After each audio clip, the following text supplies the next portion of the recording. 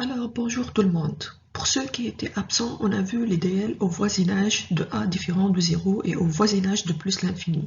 La démarche est la même dans les deux cas, c'est-à-dire on doit toujours exploiter les DL usuels. Pour ce faire, une première étape primordiale consiste à effectuer un changement de variable. Si on est au voisinage de A différent de 0, on pose U égale à x moins A. Si on est au voisinage de plus l'infini, on pose toujours U égale à 1 sur x. Une fois le changement de variable est effectué, on travaille le DL de la fonction transformée réécrite avec la nouvelle variable au voisinage de 0. On revient maintenant au DL au voisinage de plus l'infini. Jusqu'ici, on a travaillé 3 exemples. Maintenant, on passe à un 4e exemple. Dans cet exemple, on nous demande de chercher le DL de f de x qui est égal à x carré plus 1, le tout divisé par x carré moins x plus 1 à l'ordre 2 et au voisinage de plus l'infini.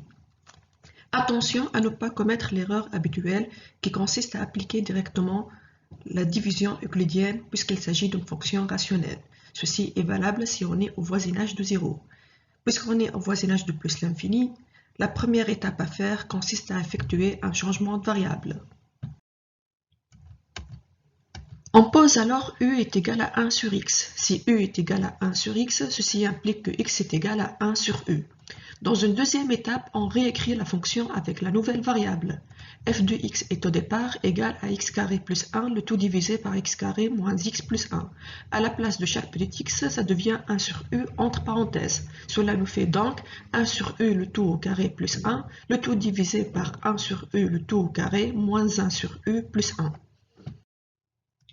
Si on ouvre les parenthèses, on obtient 1 sur u au carré plus 1, le tout divisé par 1 sur u au carré moins 1 sur u plus 1. On réduit par la suite au même dénominateur dans la partie supérieure et la partie inférieure. Cela nous fait donc 1 plus u au carré sur u au carré, le tout divisé par 1 moins u plus u au carré sur u au carré. On simplifie par u au carré, on obtient finalement 1 plus u au carré, le tout divisé par 1 moins u plus u au carré. Dans une troisième étape, on va chercher le DL de 1 plus u au carré divisé par 1 moins u plus u au carré, toujours à l'ordre 2, mais au voisinage de 0. Vous l'avez certainement remarqué que 1 plus u au carré divisé par 1 moins u plus u au carré est une fonction rationnelle. C'est pour cette raison qu'on va trouver son DL en effectuant une division euclidienne. On inscrit alors le numérateur dans la partie gauche. Dans la partie droite, on inscrit le dénominateur. Par la suite, on encercle les deux premiers termes et on divise. 1 sur 1, ça donne 1. Ce 1-là, on doit le multiplier par 1 moins u plus u au carré. Cela nous fait donc 1 moins u plus u au carré, qu'on le met entre parenthèses et devant signer moins. Maintenant, on va faire la soustraction. Rappel, la soustraction doit être effectuée d'une façon ordonnée. Alors 1 moins 1, ça fait 0. Ensuite, moins u, cela nous fait u. U carré moins u carré, c'est égal à 0.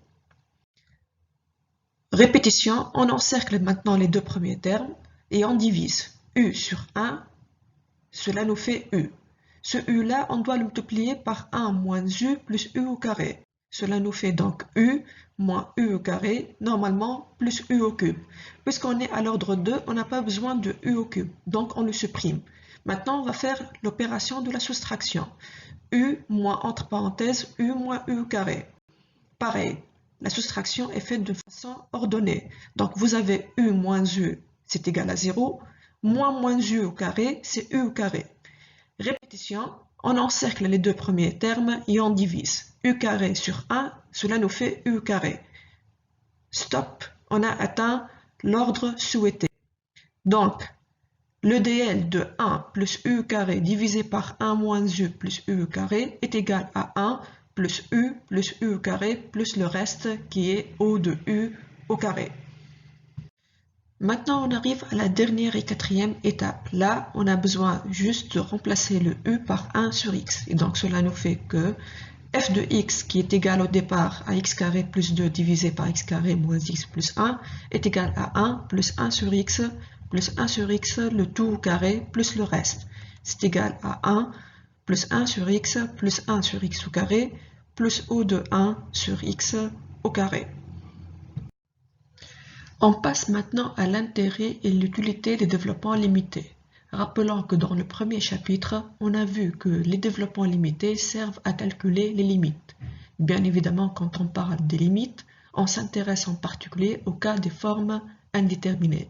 Dès lors, l'objectif de cette section est de calculer les limites par les développements limités ou encore les équivalents. Que signifie un équivalent? Alors, selon une première définition, si on a une fonction f1, alors f1 est dite un équivalent de f si la limite de f sur f1 est égale à 1. Selon une deuxième définition, un équivalent d'une fonction est le premier terme de son développement limité. Un autre équivalent possible est de prendre toute la partie régulière du DL. Alors, pour pouvoir appliquer les équivalents, on a besoin de deux matériaux. D'abord, les opérations sur les équivalents et ensuite une liste de formules appelées les équivalents usuels. Pour les opérations sur les équivalents, on va prendre deux fonctions. Si f est équivalente à f1 et g est équivalente à g1, alors f fois g est équivalente à f1 fois g1. De même, si f est équivalente à f1 et g est équivalente à g1, alors f sur g est équivalente à f1 sur g1. Attention, l'équivalent de f plus g n'est pas f1 plus g1. De même, f moins g n'est pas équivalente à f1 moins g1. Que faire si on veut déterminer le DL de f plus g ou de f moins g? C'est très simple, il faut chercher le DL de f plus g. Un équivalent possible est donné par le premier terme du DL obtenu. Outre les opérations sur les équivalents, on a besoin d'une liste de formules appelées les équivalents usuels. Pour cela, on va prendre une fonction u qui tend vers 0. Pour trouver l'équivalent d'exponentielle u moins 1, par exemple, il suffit de revenir au DL usuel de exponentielle u. On soustrait 1, le premier terme du DL va être l'équivalent de exponentielle u moins 1. Et donc, on a exponentielle u moins 1 est équivalente à u au voisinage de 0. On raisonne de la même façon pour le reste des équivalents. On a donc log de 1 plus u est équivalente à u au voisinage de 0. Racine de 1 plus u moins 1 est équivalente à 1 demi fois u au voisinage de 0. Sinus de u est équivalente à u au voisinage de 0. Et enfin, 1 moins cosinus u est équivalente à 1 demi fois u au carré au voisinage de 0.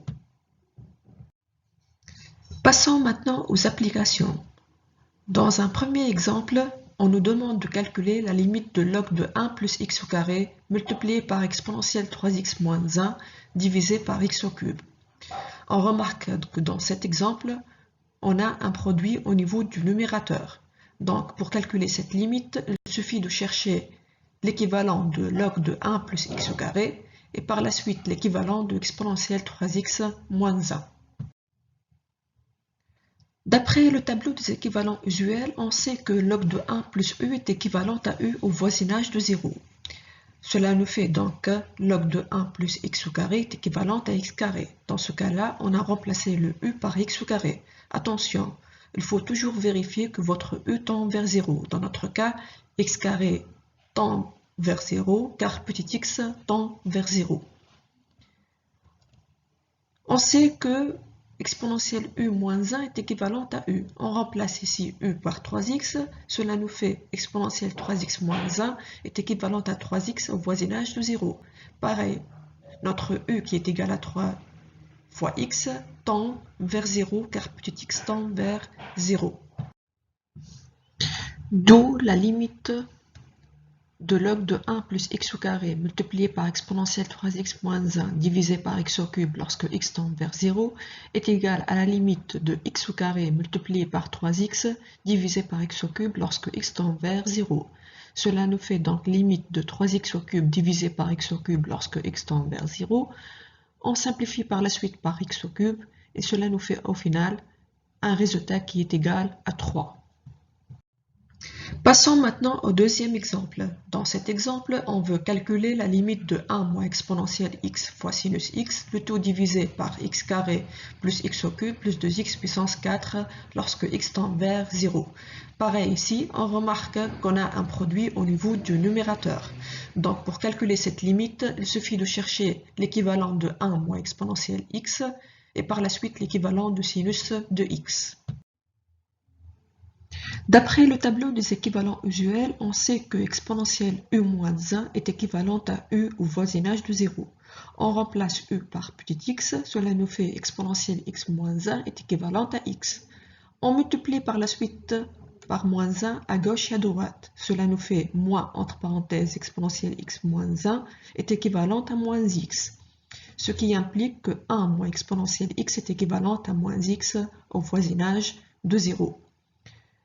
On sait aussi que sinus de u est équivalente à u. On remplace u par petit x, cela nous fait sinus x est équivalente à x.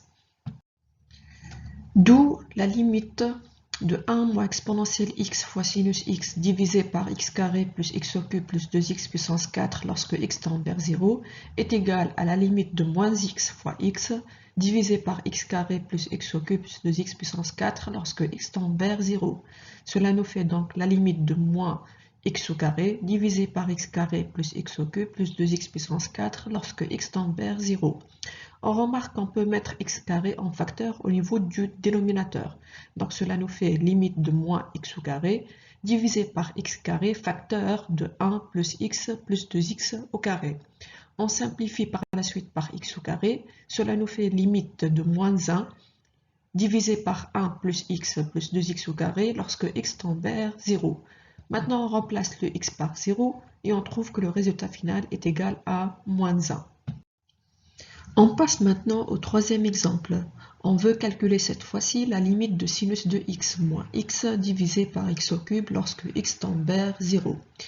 On remarque qu'au niveau du numérateur, on a une soustraction. Et donc, pour trouver l'équivalent du numérateur, on a besoin de chercher son DL au voisinage de 0.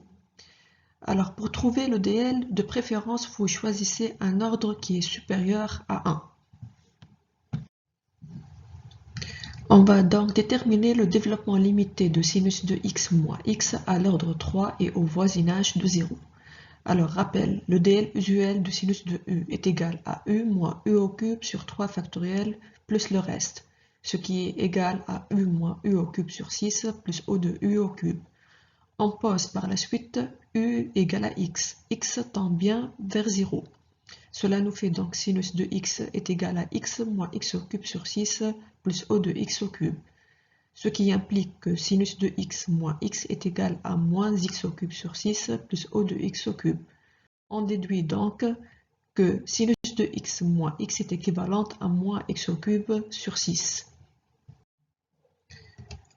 D'où la limite de sinus x moins x divisé par x au cube lorsque x tend vers 0 est égale à la limite de moins x au cube sur 6, le tout divisé par x au cube lorsque x tend vers 0. On simplifie par la suite par x au cube, cela nous fait un résultat qui est égal à moins 1 sur 6. On passe maintenant au quatrième et dernier exemple. On veut calculer cette fois-ci la limite de x fois log de 1 moins 1 sur x lorsque x tend vers plus l'infini. Alors pour trouver le résultat de cette limite, il suffit de chercher l'équivalent de log de 1 moins 1 sur x au voisinage de plus l'infini. D'après le tableau des équivalents usuels, on a log de 1 plus u est équivalent à u au voisinage de 0. On remplace u par moins 1 sur x, cela nous fait log de 1 moins 1 sur x est équivalent à moins 1 sur x. Remarque, moins 1 sur x tend bien vers 0 car petit x tend vers plus l'infini. D'où la limite de x fois log de 1 moins 1 sur x lorsque x tend vers plus l'infini est égal à la limite de x multiplié par moins 1 sur x lorsque x tend vers plus l'infini. On simplifie par la suite par x et on trouve que le résultat est égal à moins 1.